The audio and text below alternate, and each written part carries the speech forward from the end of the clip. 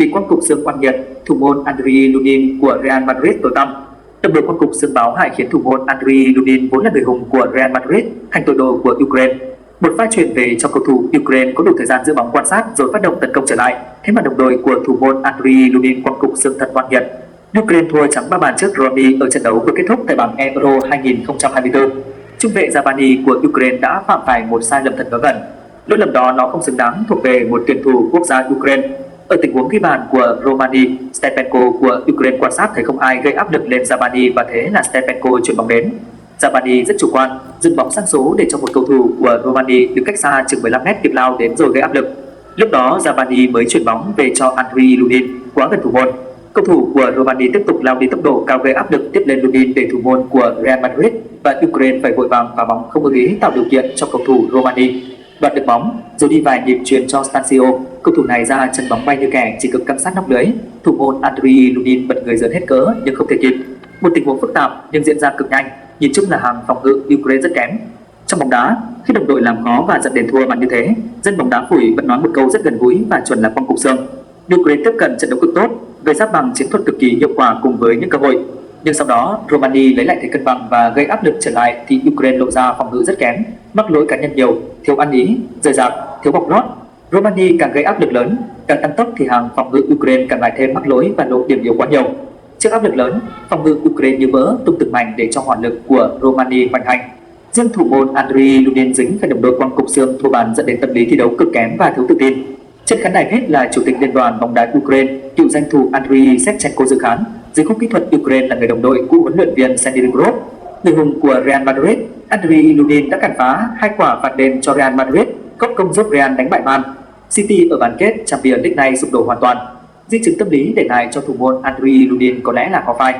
Quân đã đổ dọa giết cả nhà cán bộ công an thì bị dò hỏi thông tin. Quân đã đổ dọa giết cả nhà cán bộ công an khi nghe được thông tin bị dò hỏi về chuyện làm ăn. Ngày 17 tháng 6, nguồn tin cho biết cơ quan cảnh sát điều tra công an tỉnh Quảng Trị đã có kết luận điều tra vụ án hình sự đe dọa giết người. Kết luận này đã được gửi đến Viện Kiểm sát Nhân dân cung cấp đề nghị truy tố Nguyễn Quốc Quân, còn gọi là Quân Idol, 33 tuổi, trú tại Quận 1, thị trấn Khe Xanh, huyện Hướng Hóa về tội đe dọa giết người và một số tội danh khác. Trước đó, vào ngày 13 tháng 9 năm 2023, cơ quan cảnh sát điều tra công an tỉnh Quảng Trị tiếp nhận đơn tố giác về tội phạm của TVT, cán bộ công an, trú tại huyện Vĩnh Linh, tố giác Quân Idol dọa giết cả nhà cán bộ công an này. Quá trình điều tra, cơ quan chức năng xác định vào ngày 8 tháng 6 năm 2023, Quân Idol đã gọi vào số điện thoại cá nhân của anh T với nhiều lời lẽ đe dọa, như tàu giết cả nhà tù về luật. Lý do Quân Idol gọi điện đe dọa là vì nắm được thông tin anh T cùng một cán bộ công an dò hỏi thông tin về Quân Idol qua một người khác. Mục đích Quân Idol gọi điện thoại đe dọa nhằm làm anh T sợ và từ bỏ ý định dò hỏi, can thiệp vào việc làm ăn của Quân Idol. Anh T biết Quân Idol là đối tượng hình sự, có nhiều tiền án và hiện nay đã tập hợp nhiều đối tượng có nhân thân xấu để thực hiện hành vi vi phạm pháp luật cũng như thường, hay đe dọa những người cản trở việc làm ăn của mình. Lo sợ việc Quân Idol sẽ thực hiện theo lời đe dọa và sẽ xâm phạm đến tính mạng của mình cũng như người thân, nên đảm bảo với cơ quan điều tra. Quá trình điều tra, cơ quan cảnh sát điều tra xác định hành vi của Quân Idol là nguy hiểm cho xã hội, xâm phạm quyền tự do và quyền bất khả xâm phạm về tính mạng của con người. Quá trình thực hiện hành vi vi phạm, Quân Idol còn có lời nói xẹt cược, xúc phạm danh dự của lực lượng công an. Hành vi của Quân Idol không chỉ gián tiếp xâm phạm đến quyền sống, quyền tự do của con người mà còn thể hiện sự coi thường pháp luật, có thường vai trò của chính quyền cơ sở và lực lượng công an. Hành vi của Quân Idol đủ yếu tố cấu thành tội đe dọa giết người. Trước đó, pháp luật online đã thông tin sau khi nhận được đợt tố giác về tội phạm liên quan đến hành vi bắt giữ người trái pháp luật. Ngày 25 tháng 8 năm 2023, công an tỉnh Quảng Trị đã huy động cán bộ, chiến sĩ tiến hành bắt giữ Quân Idol, Quảng Thái Mạnh, Nguyễn Phi Cầm. Quá trình khám xét khẩn cấp nơi ở của 3 đối tượng, công an tỉnh Quảng Trị đã thu giữ được nhiều đồ vật, tài liệu có dấu hiệu liên quan đến nhiều tội danh khác nhau. Sau đó, công an tỉnh Quảng Trị đã khởi tố vụ án, khởi tố bị can đối với Quân Idol, Quảng Thái Mạnh, Nguyễn Phi Cầm để điều tra về tội bắt giữ người trái pháp luật. Quá trình điều tra, mở rộng vụ án, công an tỉnh Quảng Trị khởi tố thêm các tội danh đối với Quân Idol, trong đó có liên quan đến ma túy. Quân Idol là người giàu lên bất thường và sở hữu nhiều chiếc xe sang. Tuổi thơ buồn của thần đồng âm nhạc mắc bệnh ung thư trong ký ức Lý Hùng. Hay tin ca sĩ Thanh Hằng, thần đồng âm nhạc năm xưa từng đi diễn Hùng Bình bị ung thư, diễn viên Lý Hùng thương cảm, xót xa. Chia sẻ với phóng viên Vietnamnet, diễn viên Lý Hùng tiết lộ biết ca sĩ Thanh Hằng từ khoảng đầu thập niên 1990. Khi ấy, Lý Hùng ngưng đóng phim nên phụ trách một đoàn nghệ thuật thuộc Hội Điện ảnh Thành phố Hồ Chí Minh gồm diễn viên Lý Hương, diễn viên Kiều Bảo Quốc tổng cộng khoảng 30 người. Cả nhà Thanh Hằng, cha và hai anh trai cô đều là nghệ sĩ thành viên của đoàn. Cha Thanh Hằng là nghệ sĩ cải lương và diễn viên hài khá có tiếng. Anh cả và anh Thứ đều đi diễn hài nhưng tên tuổi ít người biết hơn. Đoàn đi diễn từ miền Tây, miền Trung đến Tây Nguyên. Giá vé chỉ 10.000 đồng vì các chương trình chủ yếu mang tính chất giao lưu, phục vụ khán giả. Lý Hùng vẫn nhớ mọi người trong gia đình Thanh Hằng dễ thương, hiền lành và hòa đồng. Cha Thanh Hằng được cả đoàn gọi bằng biệt danh anh Long già trìu mến. Có lần hát xong, ông Gong Cát Xin mua được vàng nhẫn, vội vàng chạy đến khoe và cảm ơn Lý Hùng. Khi ấy, Thanh Hằng còn nhỏ, gọi Lý Hùng bằng chú xưng con. Trong ký ức của anh, cô có giọng hát truyền cảm, truyền trị dòng bolero quê hương. Thanh Hằng nghỉ diễn ở đâu cũng được khán giả yêu thích, gọi là thần đồng âm nhạc. Lần nào lĩnh lương cô đều đưa ngay cho cha giữ. Đoàn có hàng chục thành viên nhưng Lý Hùng đặc biệt ưu ái, chăm sóc gia đình Thanh Hằng. Anh thương họ vì tính cách chăm chỉ làm lụng kiếm tiền mưu sinh, ít bon chen thị phi. Sau vài năm hoạt động, đoàn tan rã, Lý Hùng mất liên lạc với gia đình Thanh Hằng. Một ngày, anh bất ngờ nhận cuộc gọi từ Thanh Hằng. Ở bên kia đầu dây, cô khóc báo tin cha mình đã qua đời một cách thương tâm trên núi ở Tây Nguyên.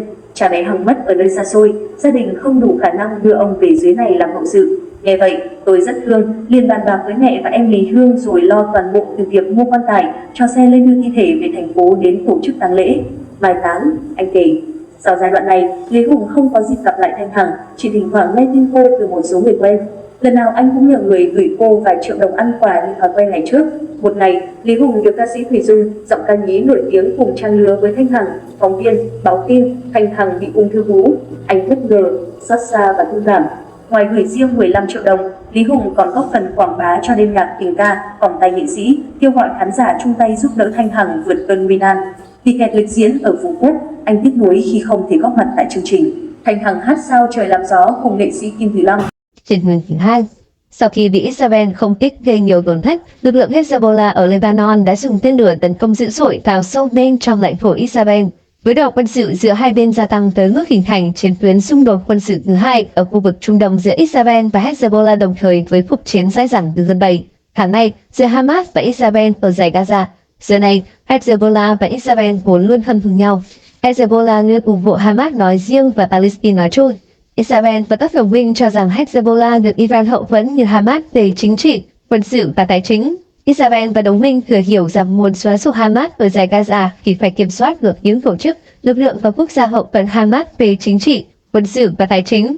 Cụ thể ở đây là Hezbollah ở Lebanon, những nhóm vũ trang Hồi giáo dầu Shiite ở Iraq và Syria, lực lượng vũ trang người Houthis ở Yemen và Iran. Từ đó có thể thấy sự hình thành chiến tuyến giao tranh quân sự hiện tại giữa Israel và Hezbollah là gần như không thể tránh khỏi. Chiến sự ở nơi đây sẽ còn gia giảm theo hướng gia tăng mức độ quyết liệt. Israel đối phó với Hezbollah sẽ khó khăn và phức tạp hơn rất nhiều về chính trị, pháp lý quốc tế, quân sự so với đối phó Hamas. Lebanon là một quốc gia độc lập, có chủ quyền và toàn vẹn lãnh thổ chứ không như giải Gaza hiện đơn thuần chỉ là một vùng lãnh thổ. Hezbollah vùng mạnh về quân sự hơn rất nhiều Hamas. Israel không thể phong tỏa được Lebanon như hiện đang phong tỏa giải Gaza nên rất khó ngăn cản được việc Hezbollah nhận sự tiếp viện từ phía các đồng minh của Hezbollah. Những giao tranh quân sự trong thời gian vừa qua giữa Israel và Hezbollah khuấy động quan ngại sâu sắc của bên ngoài đến nguy cơ bùng phát chiến tranh thực thụ giữa Israel và Hezbollah ở Lebanon. Về lý thuyết thì đúng là không thể loại trừ khả năng này, nhưng trên thực tế, cả Hezbollah lẫn Israel đều không muốn việc nguy cơ nói trên trở thành hiện thực. Cả hai đều muốn tránh bị sai lệch về chính trị, quân sự và an ninh vào cuộc chiến tranh dễ phức tạp nhưng rất khó kết thúc. Tiến hành đồng thời hai cuộc chiến tranh với Hamas ở giải Gaza cũng như với Hezbollah ở Lebanon chắc chắn sẽ khiến Israel quá tải về quân sự và tài chính. Bên cạnh đó, cũng sẽ khiến các đồng minh của Israel thêm khó xử và khó khăn với việc tiếp tục hậu thuẫn Israel như trước. Nhất là khi Israel hiện tại ngày càng đơn độc trên nhiều diễn đàn quốc tế. Không kể, ngay tại Israel cũng có sự phân rẽ nội bộ sâu sắc vì cách thức tiến hành chiến tranh với Hamas ở giải Gaza. Hezbollah tuyên bố sẽ không ngừng bắn trừ khi Israel chấm dứt chiến dịch quân sự nhằm vào giải Gaza. Tuy nhiên, phía Hezbollah cũng phải tránh để xảy ra chiến tranh với Israel ở Lebanon bởi Hezbollah không có quyền lực tuyệt đối ở Lebanon như Hamas ở giải Gaza.